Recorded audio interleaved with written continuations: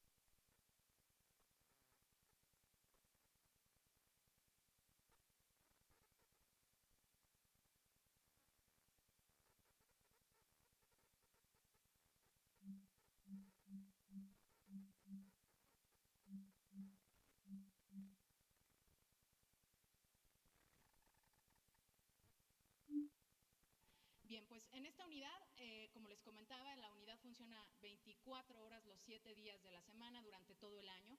Esta unidad no nada más se dedica a atender el número del 01800, sino que hace un monitoreo de medios de comunicación nacionales e internacionales.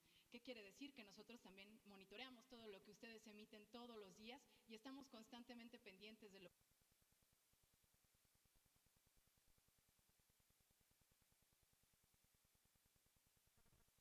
estará acompañándonos, si no será 0205 más o menos. Pero para no retrasarlos, para no retrasar gente en casa que está esperando esta información, iniciamos con el panorama epidemiológico del coronavirus en México y el mundo. La primera, por favor. Of coronavirus in Mexico. The first slide, please. So, can I use a mic, please?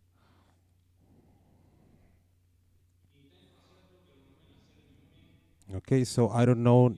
I do not know this by heart, so sometimes I'll need to turn around in order to be able to explain this properly.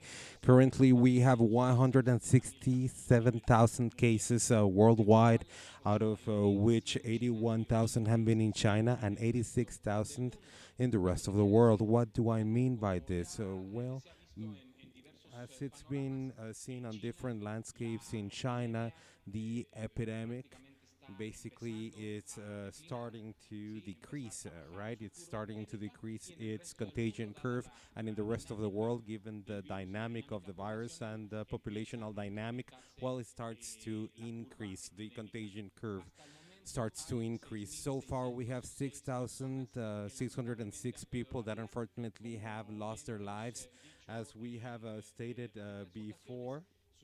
Well, the most of the people that have passed away, well, those are elder citizens over 70 years mostly, but we are thinking as a population that it's more at risk. It's people over 60 years of age. And the next slide, if you would be as kind. In our country, currently, we have a total of 82 confirmed cases.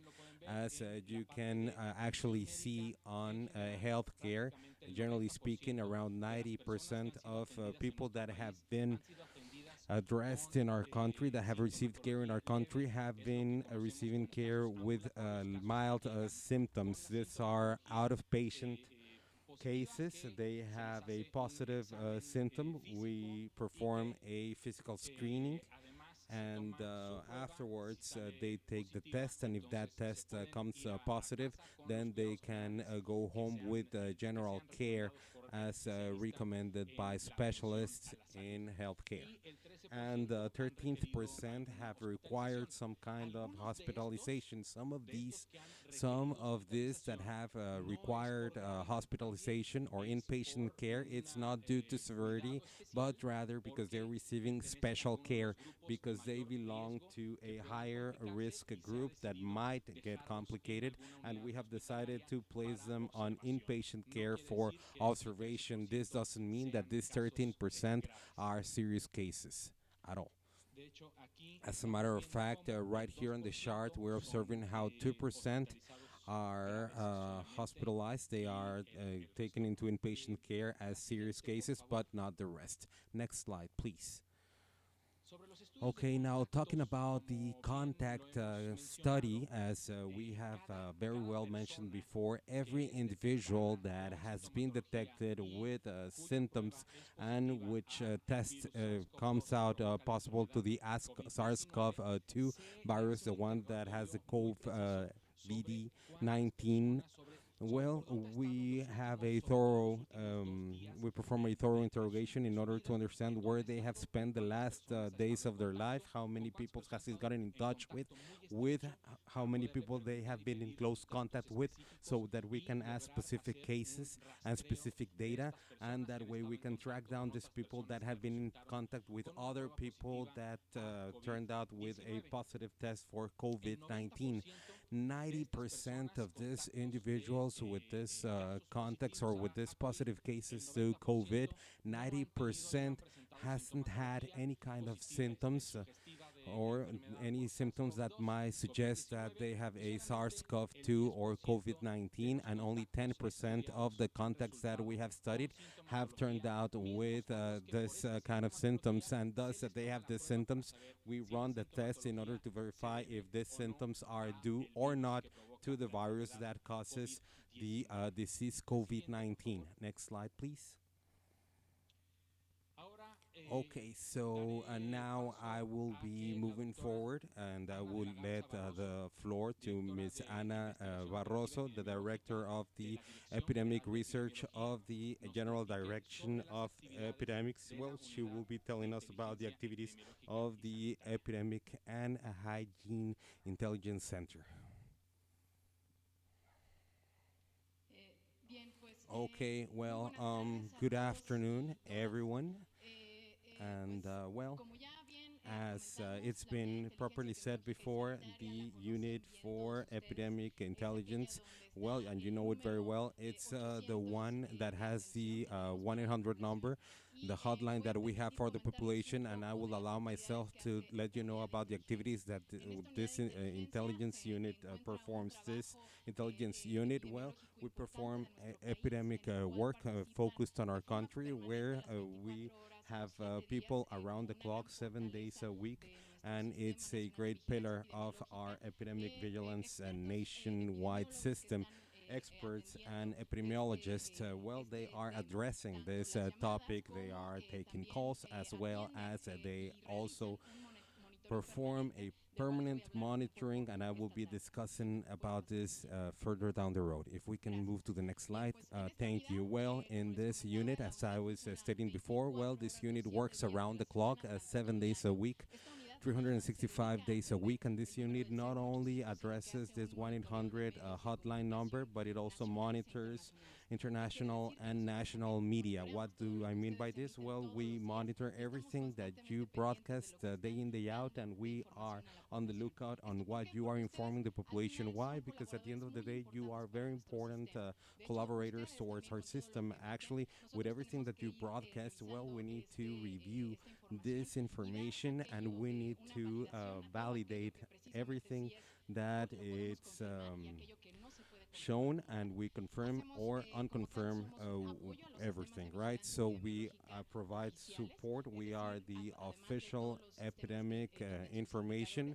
Besides all of your indicators, we also have ours, and we also verify official international sources. It works 24/7, and it is a permanent communication center. I know we also have communication with the WHO, and this is the liaison with the epidemiologic direction worldwide, all right? And we have contact with health services permanently, with all of the federative entities through this unit as well. And precisely, it works as an emergency operations center, where we have a crisis room, where we have a situation room, where we carry out several activities, and of course the call center that you very well know. Next slide, please.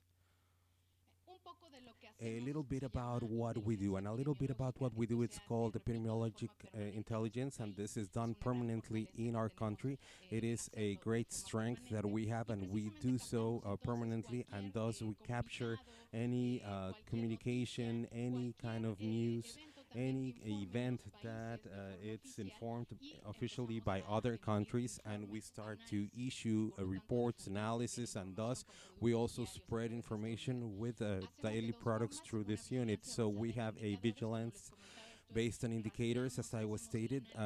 We track and we analyze what's going on through official channels, and we have a vigilance based on events where we verify different sources, not necessarily official ones, and we verify everything that's going on, and we look for data that it's not properly organized, like in the official systems that we have. So we provide follow-up to all threats, not only COVID, but any other kind of event that may occur within the country. We have a meteorological analysis, volcanic analysis, and we do so permanently. These are some examples that we have of the sources that we use for vigilance based on indicators, and also for vigilance based on events. As I was saying, we are continuously monitoring all media. Next slide, please. Y bien, pues esto solamente And es very para well, this ejemplificar is only entonces to cómo estamos haciendo exemplify este monitoreo how we desde lo carry que es out this las monitoring revisiones que hacemos service. So bibliográficas we sobre have la a literatura bibliographic internacional review del on tema. international Hasta les literature regarding comentaba the los topic, sitios and as oficiales I was saying, the de todos los official países están constantemente news actualizando sites y and reportando. also the Es el countries trabajo updated de la unidad information, and they hacer todo perform este reports. análisis So y it's emitir la the work información of our unit correspondiente. to Además perform an de estar analysis and monitoreando generate a medios report. como son Also, Facebook, we Twitter monitor o media algunas such as otras redes sociales Twitter, que sabemos Facebook, que or any other potencialmente social son muy media that we útiles y have and producen that we know that información. it's quite En este useful momento and we pues can gather también se information encuentran from siendo there. Well, monitoreados. this social Y pues a media are partir de also ello hacemos being y emitimos monitored, informes and de from manera this diaria. point onward, we La que sigue. issue reports on a daily basis. Next slide, please. Bien, entonces de mi parte sería Okay, todo. Les so that'll agradezco be mucho la everything on my atención. behalf. I certainly Paso el appreciate micrófono al your señor attention, secretario. and I would allow the subsecretary to take the floor. No es que yo sea el subsecretario, Well, aquí está mi jefe, I am pero not the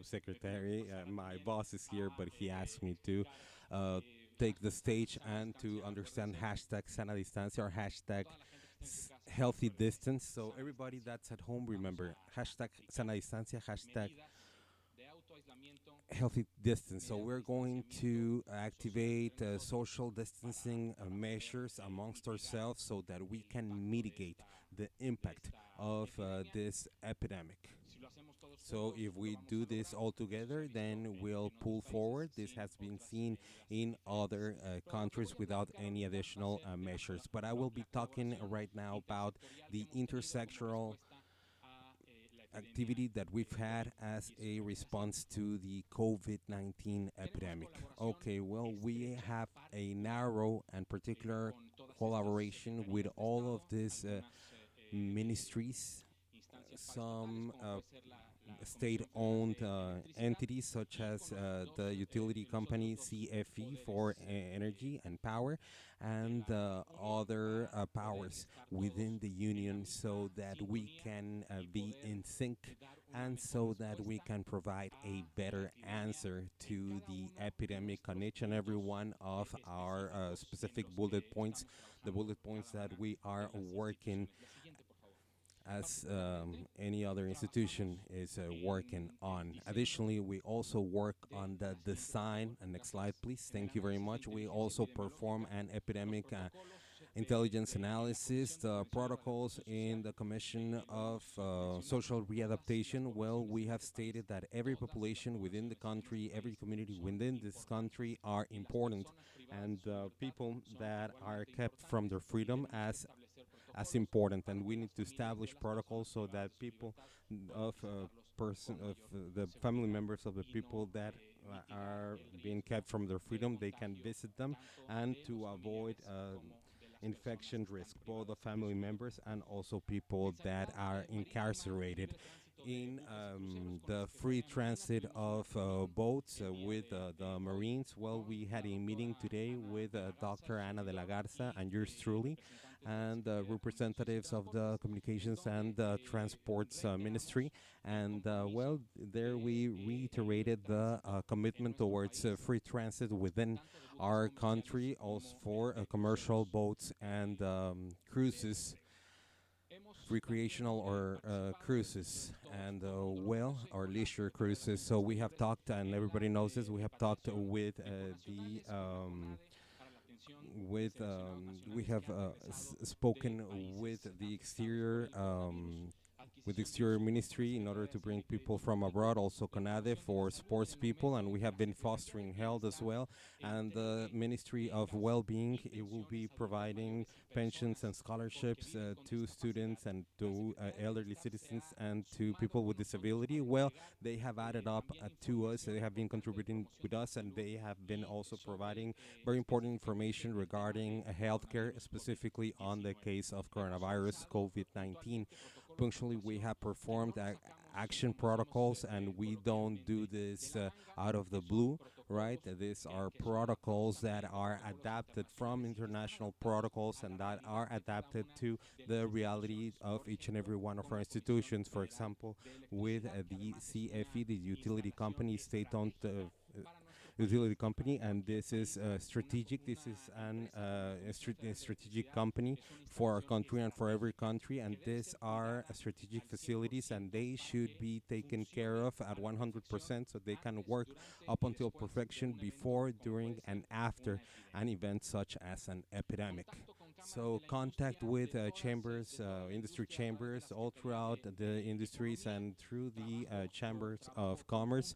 Well, we have been working jointly with them. We have been suspending temporarily educational activities, as we have stated, alongside the public education ministry, the healthy distance protocols in the workplace, alongside the cooperation of the Mexican Institute of Social Security and with the Ministry of Provision or Social Prevention. Also protocols in museums and cultural spaces, analysis and rescheduling of events, as it so happened with the tourist market, that alongside the tourism ministry and alongside organizers and businessmen, well, we decided to reschedule that market, that tourist market for later on. Also with the district attorneys, well, we are providing training so that they can avoid getting infected, and how we can have this healthy distance in our workplace.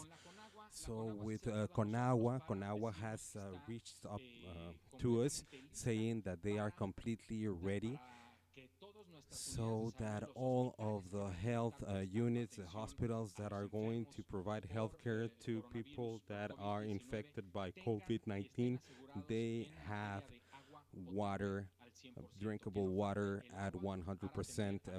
Water would not lack, would not be scarce for this kind of care. Also, in terms of vigilance, prevention, and control of the epidemic, well, we are working with all institutions of the health sector and some outside of the health sector through the National Committee for Health, and the technical committee, the technical subcommittee for emerging diseases. And we're also working in the analysis and protocol implementation of healthy distance on both chambers, in the lower chamber and on the upper chamber of representatives, and they are going to receive training, and also we're going to provide training to all institutions in this matter so that we can address properly the epidemic. Thank you very much. And now the floor is for the health minister, Mr.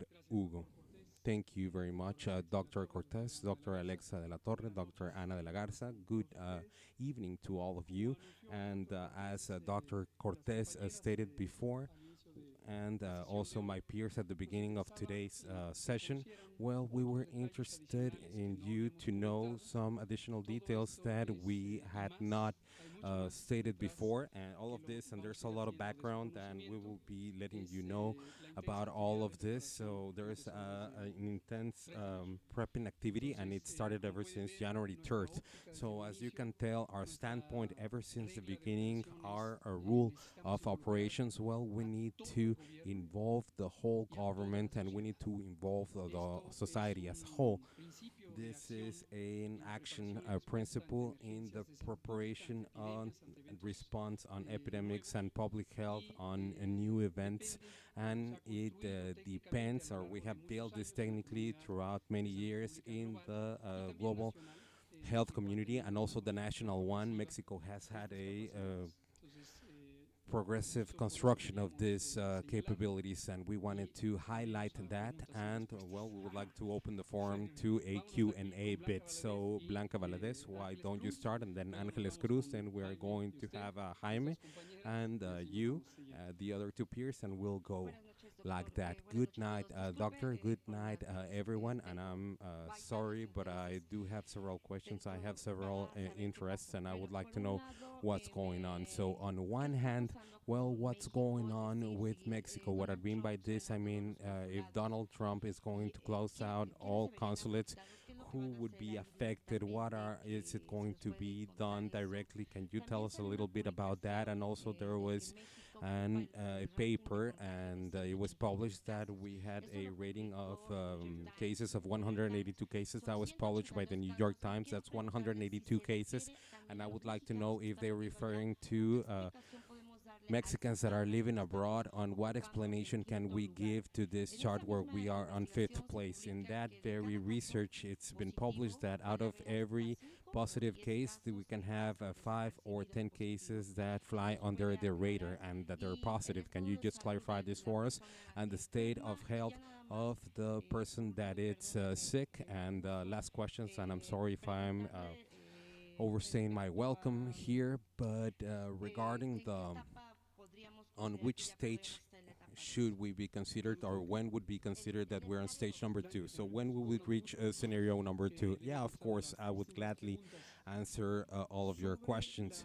Regarding the situation on the dispositions of the U.S. and its possible repercussions towards Mexico, well, we have had a very friendly dialogue with the U.S. government, with the embassy of the U.S. here in Mexico through Ambassador Christopher Landau, and also the team, the health team of the U.S. Embassy in Mexico. And on our behalf, our ambassador, Bárcenas, over there at Washington, well, she keeps a very narrow contact with the U.S. government, and we reflect on those conversations. Today has been a day of news regarding different dispositions, and we are still undergoing the process of analyzing this jointly with the U.S. government. We are analyzing the repercussions tomorrow, as we had stated ever since last week. The two health ministers from Mexico and from the U.S., plus the representative from Canada, they are going to have a call, a video conference, in order to see what's the coordinated response in North America.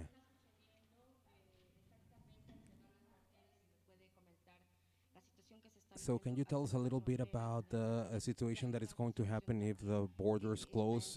There is a situation there between what's sanitary and also between politics, right? Well, this has aroused in the last few hours, and through Mr. Marcelo Ebrard, where Marcelo Ebrard is on the lookout of all of these actions, all of the actions that are taken in neighboring countries, talking about diplomacy or the market or commerce. Well, we are analyzing this with the sub-minister, Mr. Maximiliano Reyes. He's in charge of the relationship with the South America area. We still don't have a complete resolution, but what I can tell you today is that there was an incident that you truly know. The president of El Salvador directly used his personal Twitter account in order to state that Mexico, and I'm going to quote his word, Mexico had irresponsible authorities. I'll close the quote there. And according to what the president from Salvador, they stated that we allowed 12 people that had this virus in an Avianca flight, and that they boarded that flight, and that it would allegedly go to El Salvador, San Salvador. And that was false. Fortunately, we have different mechanisms, as it was explained by Dr. De La Garza and Dr. Ricardo Cortez of Epidemic Intelligence, and this allowed us to perform the pertaining investigations on a timely fashion, and we were able to reach the truth. 12 people from El Salvador coming from Chicago reached Mexico City in a flight that was in Mexico early in the morning, and they were awaiting to board the Avianca flight to El Salvador. Being that the people from El Salvador did not admit any flights coming from abroad, well, that flight never boarded, so no passengers came into the plane. The flight was canceled, and this Salvadorians, well, we verified through a thorough screening performed by the international airport health authorities, well, that they had no priors in terms of symptoms that would look like COVID symptoms, and thus there was no reason for them to undergo the COVID test, and we would say that this it's impossible that these are confirmed cases, and being that they were flying with a mask, with a face mask, then that unleashed the evil, the panic. And we have been highlighting this, we have been talking about this, we have been talking about the irrational appreciation of facts and confusion, and then it was hearsay, the rumor spread like wildfire, and then it reached the El Salvador Salvador authorities, and well, it was a broken phone kind of situation, of course. And the news or the New York Times article, well, I have not read it personally. It's being analyzed by the Epidemic Intelligence Unit. I saw that table, but that number doesn't match any of the figures that we have. So I suspect that at any given point in time, they took the case number that were undergoing screening and they interpreted that as confirmed cases in Mexico. That's false. Mexico's confirmed cases have just been shown on screen. So what about the person that was under care, under serious care yesterday? Well, everybody that is on inpatient care, they are undergoing treatment, and most of them are evolving properly. The citizen that was brought up yesterday is still on a serious situation, and we are still waiting on what the technical team has to say and what this private hospital south of Mexico City would inform us about. Hey, good afternoon, and I would like to ask you, and you have mentioned on previous occasions that performing massive tests is not convenient, but can you tell me why it works so well for South Korea, or how come it works so well that they had the mortality rate, that the lowest one? And in the case of Mexico, how are we going to know whenever there's a community infection if we are only running tests for travelers or people that are in contact with people that have traveled? And on the other hand, if you would comment on the fact that what's the mechanism that elder citizens should follow, the ones that live in homes? I mean, are they safe? Can they receive visits? I mean, how can I help with that? This story or the story or pinpointing that South Korea had a great way of controlling its epidemic. It comes from the comparison of the contagion curves on different countries, or the comparison with the countries that were originally infected, because, well, we have not or we are not able to compare them because they had different times when they entered the epidemic. And then, well, we had China, then South Korea, then it went over to the US ever since January 25th, and also to Europe in the first days of February. And the comparison of the amount of cases on a daily basis, what it shows is that South Korea, and even more so Japan, well, they didn't had an increase that was so sudden on daily cases, and the prevention and control measures, I'm sure that they played a key role. What's interesting is that prevention and control measures of these two Asian countries are very similar to the ones that Mexico has stated, the ones that Canada has implemented, and also the ones that Germany is still implementing. Germany, Sweden, the UK, Australia, Norway, initially Denmark, up until they decided to close their borders, etc. So, what are these measures? Well, the early identification of suspicious cases, and its point in time, the lab diagnosis, isolation, and the study of contacts. Mexico opted since the beginning to have a intense investigation on suspect cases, because we are not waiting on diagnosis confirmation, even though our lab capabilities allows us to have around from 6 to 24 hours. So long the lab tests take. Well, the actions of isolation and contact study, they start only with the notification of a suspect case, right? So this is a high level of sensitivity, and it's nothing more than the possibility to find most cases, even though an important part of those cases, as we have shown, turn out to be negative. So this is why we have 500 cases discarded, and this is why we have 80 something cases that we are signaling, because most of them, well, it was we suspected more than we should have. But it's important to have that additional suspicion, because public health actions are only executed through suspicion. Now, the number of tests that show that it's a good control, like Korea had. Well, it lacks sense, it lacks scientific evidence. It has been more a topic of conversation on the media, but I would likely go over any scientific evidence that would suggest that there's a relation between one thing or the other to find a useful learning scientific wise. When will we reach the second stage? Well, that's very important, and it's not about the number of tests, but rather it's about the evidence that comes from the contact study. Here we have one person that comes from abroad, from some of the countries that have a high infection rate, such as the European Union, and they are recognized as a suspicious case. We undergo the procedure that I just mentioned, and we start to study their contacts. Those contacts, whenever we study them, well, it so happens that that information would ratify that they were in contact with that person that was originally identified. And whenever we undergo this process, well, we are able to identify, and we have identified so far on all circumstances, that there is a relation between case and contact. We can know that the infection was on that specific chain. So how do we recognize that there is a communitary infection? Whenever we have a new case that's been reported and it has no priors of traveling, of getting in touch with travelers, so there's a case of a question mark, there's a lack of recognition to know where he got the infection from.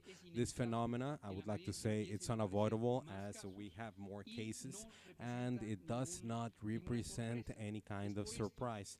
That's the reason why the different measures that we have, the different prevention measures, are articulated to the different scenarios.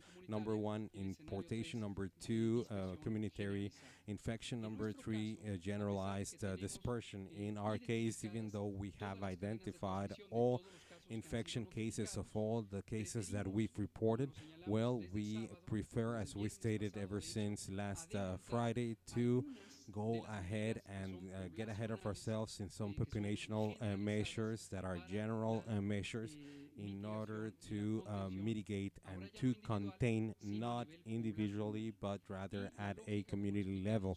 And the logic behind this, as we explained both Friday and Saturday, it addresses two topics in general.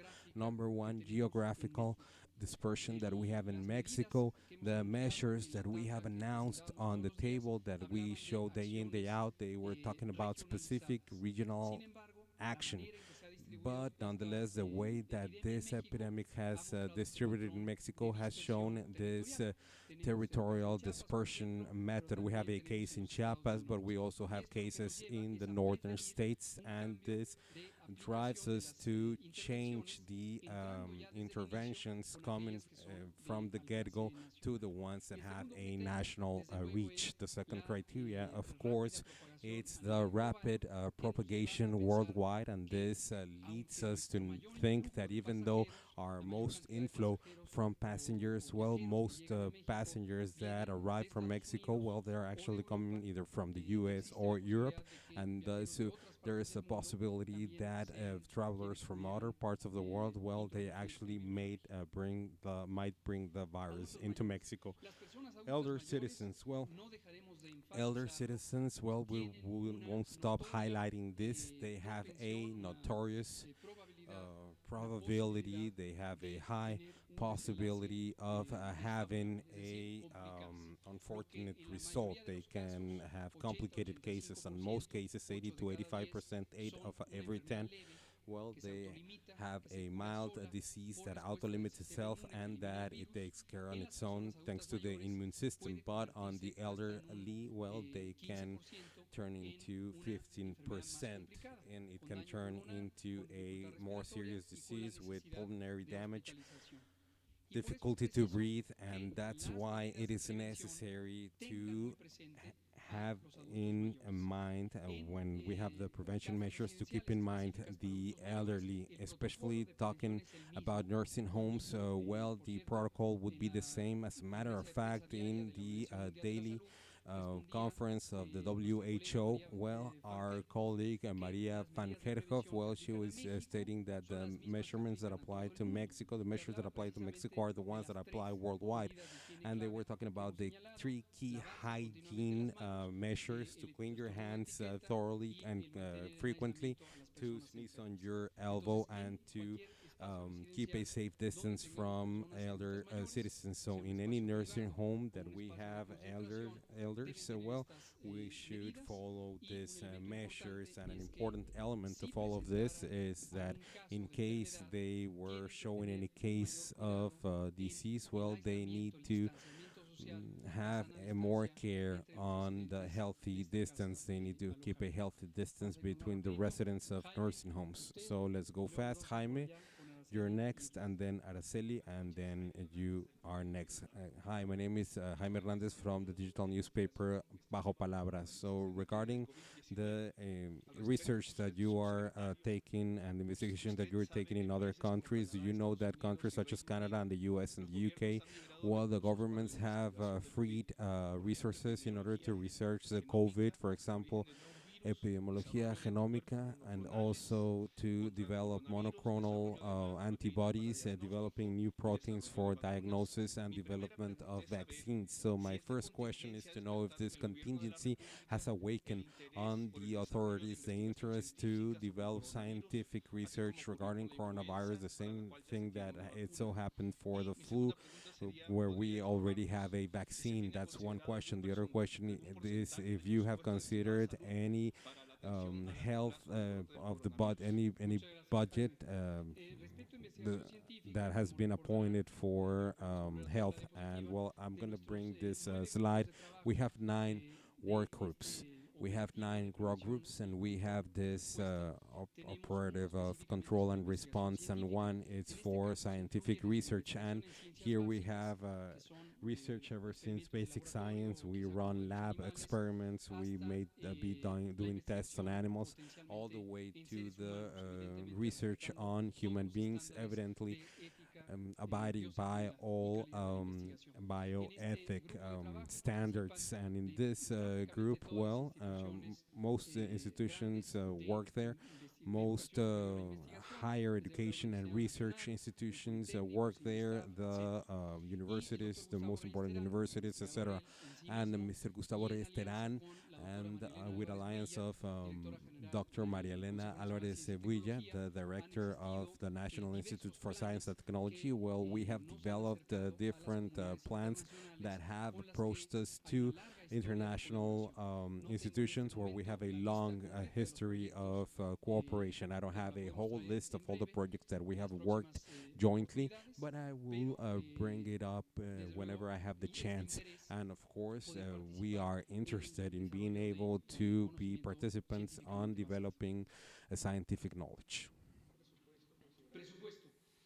Okay, budget. Is there an assigned budget for this? As we have stated, the budget has not taken into consideration to let go of resources for health. We have discussed this in Mexico for several years, and as a matter of fact, ever since we had this epidemic, well, this is part of our plans. I mean, in other some point in time, you might remember that, and I'm sure that Blanca remembers that. Well, we have announced that we are going to establish a national center for health emergencies, and this is on its the late stages of review on the interior guidelines of the health ministry. We are going to establish this center, and one of the things that the center is going to do is that, well, they are going to we're going to propose to have reserve funds for any kind of emergency. This has its caveats, though, because in the legal framework of Mexico we don't have any priors of anything like this, except due to the national fund for disasters, for natural disasters. I'm precisely working in cooperation with David Leon, the General Director of Civil Protection. Well, we have made a comparison exercise of this model that regulates that regulates the taking care of the public. And well, this is where we're going to take this into consideration. Obviously, this won't be immediate, this won't be applicable for the COVID epidemic, but in the case of this epidemic, well, we have had the excellent disposition of the tax authorities and the instruction from our dear president in order not to be greedy with the resources, in order to get the supplies that we need in order to respond towards this epidemic. Then Araceli, then you are going to ask a question. First, men, then women, and vice versa. Hi, my name, I come from Mr. Baja California Sur, from the Frontline Media. So what Ricardo was saying in terms of the federal, so the CONAGUA would, yeah, CONAGUA, it's there. Okay, so CONAGUA is in the institutions that are providing support. Well, I didn't see it on screen. Yeah, I'm talking about CONAGUA. Oh, CONAGUA. Oh, the National Conference for Governors. Well, and let me tell you a little bit. We had a meeting a few weeks ago with a National Conference of Governors, precisely because Governor Carlos Mendoza Davis, the governor from Baja California Sur, well, he was very proactive and he was quite generous, and he summoned Mr. Alcocer and Mr. Robledo, and we had that meeting. That meeting was a complete success. There was a lot of will in order to work in a framework of political neutrality in order for us to be able to address something that's of national interest. Okay, thank you very much. On the other hand, I have two questions. So on scenario number two, we would be going into this week due to the numbers, due to the figures that we have. So we will be getting into that this week. And now the Pacific area is still in yellow, but on the yellow stage, those numbers have increased, of course. And this is a matter that obviously perhaps people have not evolved. They're still suspects. How come they are only suspects and they are not confirmed cases? Well, it's not that they continue to be suspects. No, these are different cases going around. So the recognition process of suspicious cases, well, it starts with symptoms, and then we run lab tests, and we have two possibilities: either they're confirmed and they go to red in the map, or either they're discarded and they turn to green, right? And it might be that when we're discarding one case, there's another case coming in, another case that's now suspicious, and that makes the map not represent rather the lack of confirmed cases, but we have a continuous flow of people that are suspicious and that discarded. Then Araceli, and then two more women. Thank you. And well, I would like to ask you how the count on the states is working. The states, they were going to report on supplies, what they were going to need. So what do they need the most? And how have you taken care of the supply so far? And I would also like to ask you about schools. They will start school tomorrow, and well, just we spoke with the education ministry, and how is this going to work? I mean, are classrooms going to be cleaned? Are we going to have antibacterial gel at the entrance? And what measures can parents take in order to contribute to this strategy? So my question is, how many cases out of this are serious, and where are they, in public or public hospitals? Yeah, well, I'll answer the last question. Up until yesterday, we had 6 cases that were in the hospital, not necessarily serious. Yesterday, we had 3 serious ones, and the health condition, well, truth be told, it's not something that we monitor with the level of detail that it's verified on the clinical level, right? So, for purposes of epidemic control, because that's the action that is being coordinated by public health, by the authorities, well, we have more cases, and these cases are obviously in the hands of highly qualified physicians that, besides having the professional responsibility of taking care of these patients, they have another responsibility of taking care of the patient's privacy. So it's not on our plans to report that as if we were visiting those patients in medical terms. So I would like to be clear on that. We are not able to give you the medical sheet of each and every one of these patients. That's not our purpose. We're not interested in that. It has no usefulness in order to handle the epidemic. Every doctor, every physician, it's right next to the patient, taking care of them with the resources as needed. So now talking about purchasing and procurement, well, we will be announcing that on another program called El Pulso de la Salud. This is one of the topics that we're going to be dealing with. And regarding schools, well, what we announced with Mr. Moctezuma Barragan last Saturday, well, there was a package of 9 interventions. The most important ones, we have been repeating them because, well, we are going to stop any school activities, and also the criteria that if we have a someone that's ill in a classroom, or either if it's a student or a teacher, then the whole school will close. And besides that, the filter, because this is a filter that's more responsible. It's not the filter that we used on the 2009 pandemic. Well, now we have a joint responsibility, and this has to do with the change on the Constitution on Article number 3, because this is where we took into account the legal framework about co-responsibility on the educational process and how we take care of students. And this allows us today to have this co-responsible or co-accountable filter, and all parents should go to school, and whenever they get to school, they should have had the commitment of verifying that their children show no symptoms, that they are healthy. Obviously, if they don't declare anything, and if they don't show any symptoms, but if the student shows symptoms on school, well, that wouldn't be a problem, but we're going to call them so that they can pick up their kids from school. And then, talking about schools, well, we have established those 4 days, this last 4 days, so that schools can go into that process gradually and properly before getting to the stopping point next Friday the 20th. So, well, 2/3, 3/4 are in public hospitals of confirmed cases, and 1/4 on private hospitals, and this will change according to the nature of the population itself. Hey, is there a possibility for you to advance this class suspension nationwide? Because some states have saying that they are going to stop classes ever since tomorrow. And I would also like to ask you what's going to happen.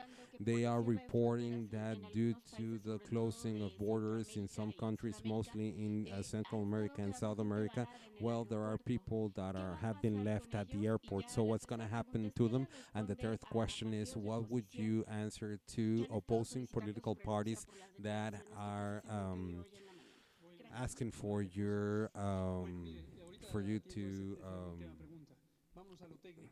to quit your job due to your statements early in the morning? Well, I'll answer those questions. Well, some the schools and some states have attributions regarding their educational system. They can stop education because these are free and sovereign entities, and they said that they were going to go ahead with stopping classes tomorrow, and that's okay, but it's not mandatory or necessary because we have analyzed this thoroughly with the National Council of Education. Well, we have the conditions needed in order to instrument this halt in schools, the general plan that has been stated ever since the beginning. But if anyone here thinks that they can stop school right now, it's okay. I mean, there's a little disadvantage, which is for of general interest. The more we start with this kind of interventions, we can have a little fatigue or a little wear as a population, and that's not the problem. But the problem is that the social consequences start to have repercussions according as days go by in a state that has suspended activities, and we are going to need to have that institutional and populational disposition or will for the next or upcoming stages. And this is also a lesson learned of pandemic 2009, not only in Mexico but worldwide. If we go ahead with our interventions, even though they don't have any important usefulness in decreasing the infection rate whenever they are necessary, well, we have already spent that resource. I would also like to comment on the fact, and I will be commenting on this several days from now on, that this activities or this action of stopping activities has the benefit of stopping. Let's say an example. We have a public office, and that public office has conditions or that they can postpone their non-essential services as we recommended on Saturday. Well, not necessarily the people that are going to benefit from that are the people that are going to that worked there and that are not at home. They do get benefits, but the one that gets most benefits it's population as a whole, being that if this is a massive measure, then we can delay the infection of the virus. And me quitting my job or not, well, it calls for my attention how certain sectors of the population got angry, mostly opposition political parties, and they were not in agreement that I said that the president has a great moral strength. They don't consider that. Well, I believe that it has to do with their own political stand, but my function it's technical, and I will continue to work here with all of my knowledge and all of my will.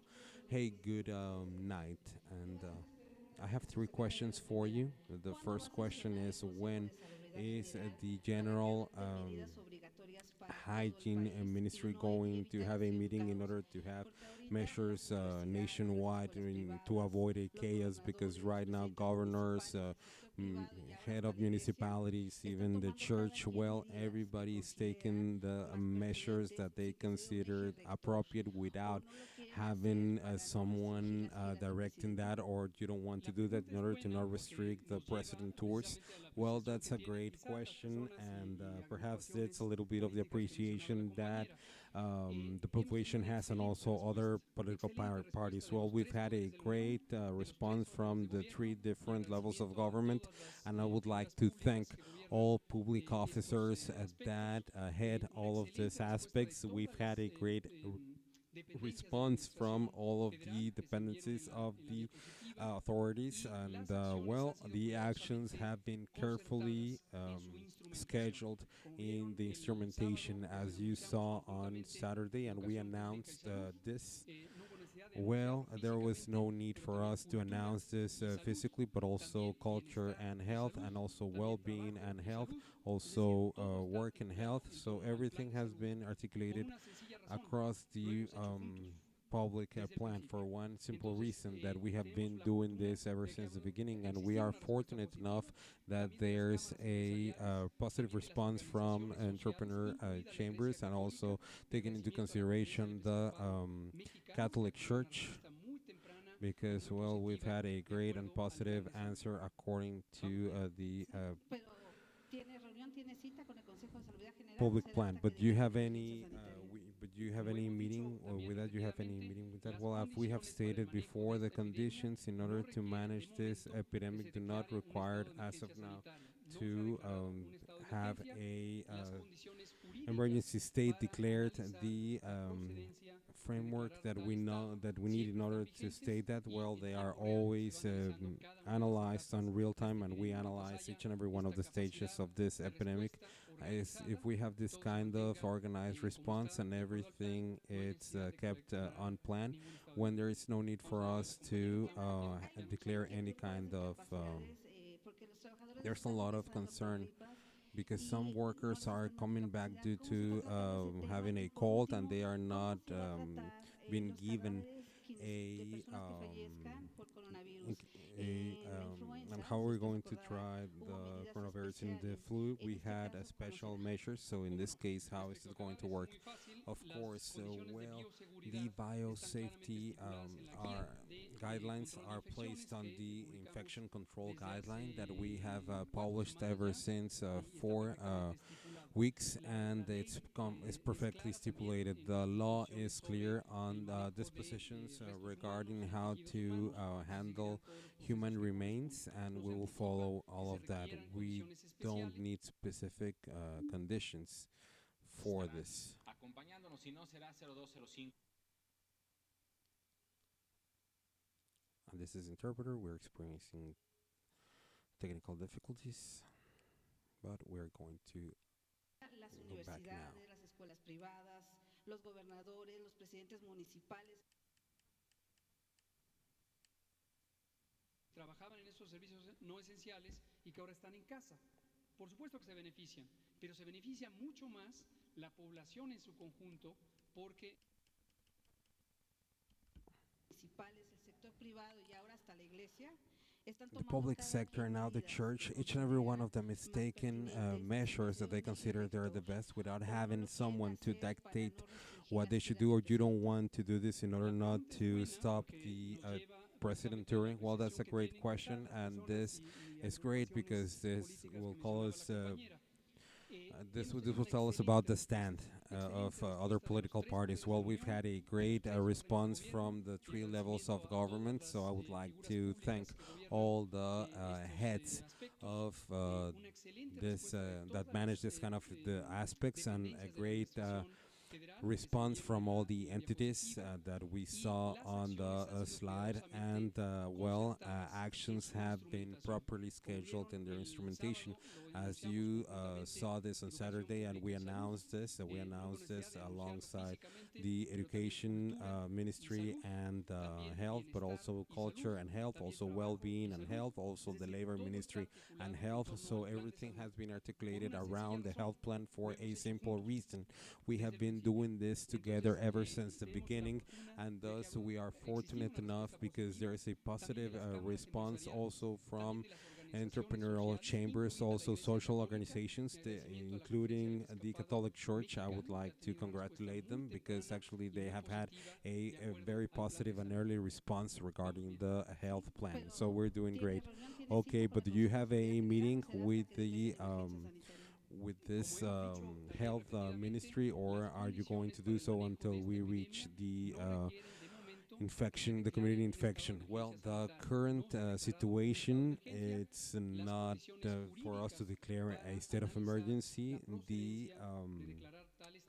In order for us to do so, well, this framework is always there, and we analyze all of these stages on real time.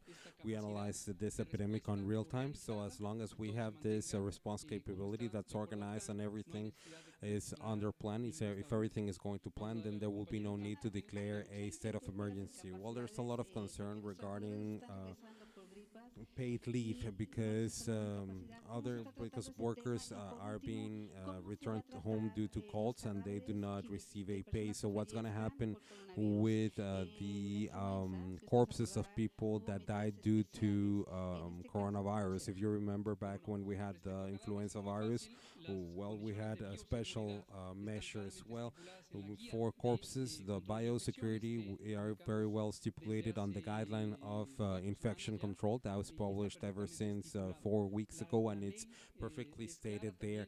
The law, it's also clear on how to handle human remains and human tissue, and we will continue to follow all the processes as needed.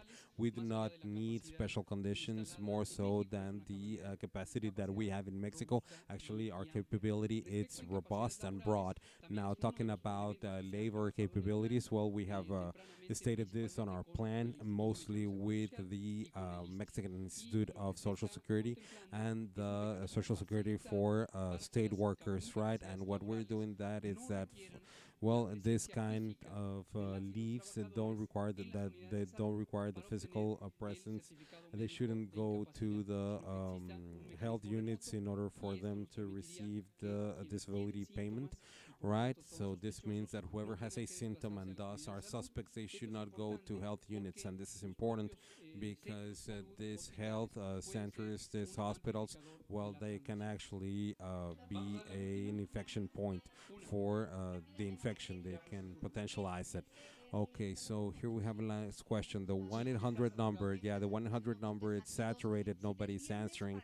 And if from Saturday to Friday, Friday to Saturday, and so forth, if we go from 20 to 82, or we following that trend, how we can get to stage number 2, or when would be getting to stage 2? Okay, the classification of the stages doesn't depend on the case number on its own. As we have stated on the a few weeks ago, there's we have a scale. We have tens, hundreds of or thousands, and this goes for all scenarios, respectively. The main criteria in order to consider that there has been a change of a scenery, well, they have to do with a lack of recognition of transmission chains. Whenever we find the infection chain that's longer, if we go from second generation to fourth generation to fifth generation and so forth, and whenever we have these sprouts, and whenever this sprouts that don't exist currently, but if we have these sprouts in different areas nationwide, the number is important, but the number is not an indicator per se in order to consider this a change of stage. Now, if we change of stage, then it's not a matter of concern. I would like to say that ever since we guarantee that the virus would come, we also guarantee that this was going to be the process of the epidemic. We are going to reach all stages, and what's relevant here, it's to know the the illness load, and to keep this contagion curve as stable as possible. The 1-800 number, well, as we stated that before, I have half a minute to answer your question. The 1-800 number that we have announced, well, that was sabotaged indirectly. So what happened, and we have this perfectly documented last Thursday, rather Wednesday, yeah, in Wednesday, different whales distributed in through social media. Well, they distributed a fake memo that stated that the instruction for the health ministry is that people that had symptoms should call this number, and that people were going to go to their homes to test, to perform a screening test. That was fake, that was forged, that was a forged post, and we can have the computer record that went from 480 calls per day to 6,800 calls in 24 hours from one day to another. So, I mean, we were sabotaged. I don't know why, but it happened. So, we are working on technological mechanisms in order to provide an alternate number in order to be able to have contact with our citizenship. Thank you very much, and we'll see each other tomorrow.